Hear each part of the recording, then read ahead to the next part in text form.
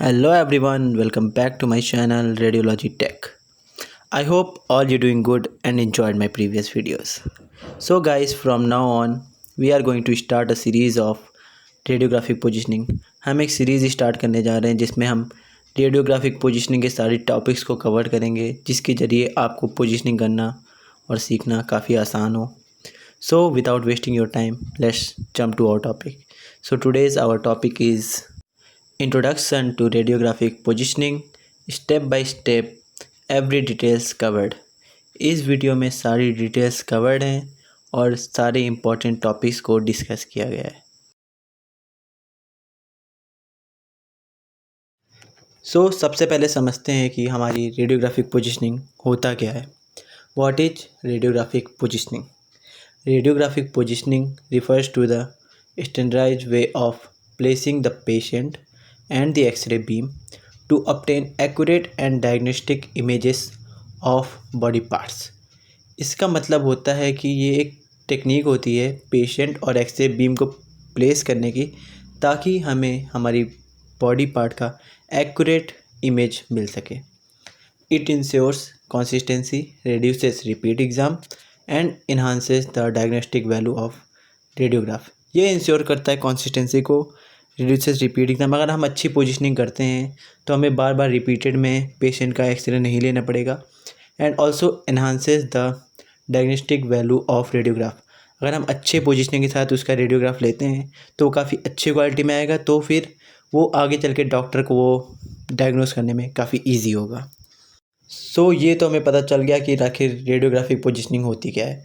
अब देखते हैं कि why is proper positioning important. आखिर प्रॉपर पोजीशनिंग इंपॉर्टेंट क्यों है? Produces high quality diagnostic image. अगर हम प्रॉपर पोजीशनिंग करते हैं तो ये जो इमेज वो प्रोड्यूस होगी वो काफ़ी हाई क्वालिटी की होगी. Minimises radiation exposure bye avoiding repeat. अगर हम प्रॉपर पोजीशनिंग के साथ ही एक एक्सरे परफॉर्म करेंगे तो हमें उसको रिपीट एग्ज़ाम नहीं करना पड़ेगा, क्योंकि उसमें कोई गलतियाँ होंगी नहीं. Helps radiologist accurately interpret pathology. अगर हम अच्छा रेडियोग्राफ लेते हैं प्रॉपर पोजीशनिंग के साथ तो जो रेडियोलॉजिस्ट है वो डिजीज़ को काफ़ी ईजिली इंटरप्रेट कर सकता है.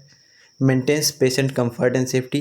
पेशेंट भी काफ़ी कंफर्ट एंड सेफ रहेंगे रेडिएशन से अगर वो बार बार रिपीट एग्ज़ाम ना करें. Meets international imaging standards, example WHO, ARRT. WHO और ARRT के जो रूल्स एंड रेगुलेशन होता है उसको ये इमेजिंग स्टैंडर्ड्स को ये रिलेशन मीट करता है. So that's why proper positioning is very important. चलिए कुछ कोर कंसेप्ट्स को भी अंडरस्टैंड करते हैं. Position versus projection. Position is the body's posture, whereas projection is the path of the x ray beam. Position patient के body को posture होता है, वो जो उसको पोजीशन कहेंगे हम. Projection is the path of x ray beam. Projection वो पाथ रहेगा जहाँ से हमारी एक्सरे बीम ट्रैवल करेंगी. Central ray. The centre of the x ray beam aim precisely at the anatomy of interest.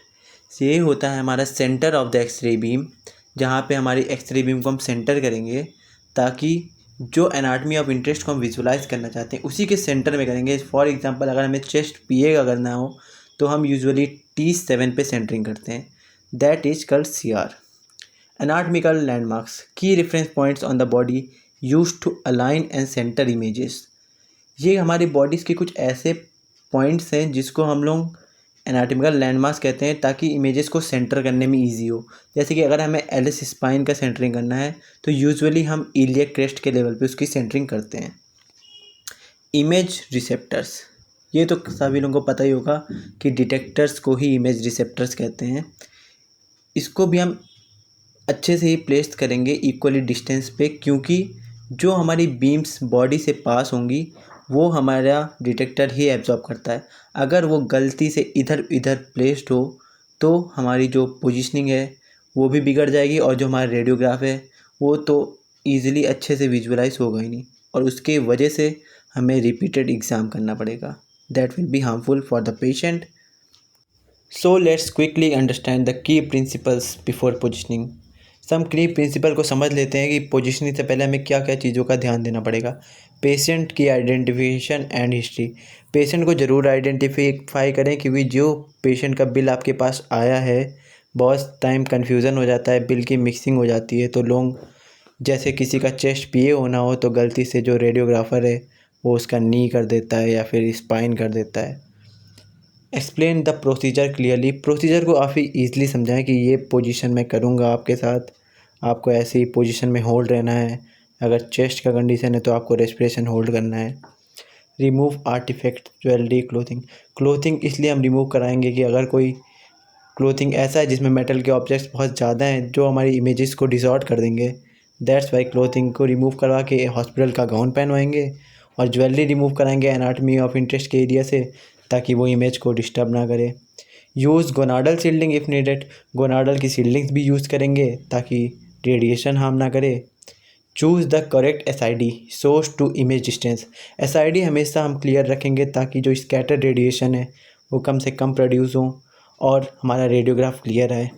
Call image to the area of interest, always collimation ज़रूर दें ताकि scattered radiation कम प्रोड्यूस हो। Marking left and right sides clearly, left right side को clear करने के लिए हमारे पास मार्कर होता है तो always use the marker before the procedure. So now I will show you the example of how to position. मैं आपको एक एग्जाम्पल के जरिए समझाता हूँ जल्दी से। जैसे कि एक चेस्ट एक्सरे PA व्यू का एग्जाम्पल लेते हैं।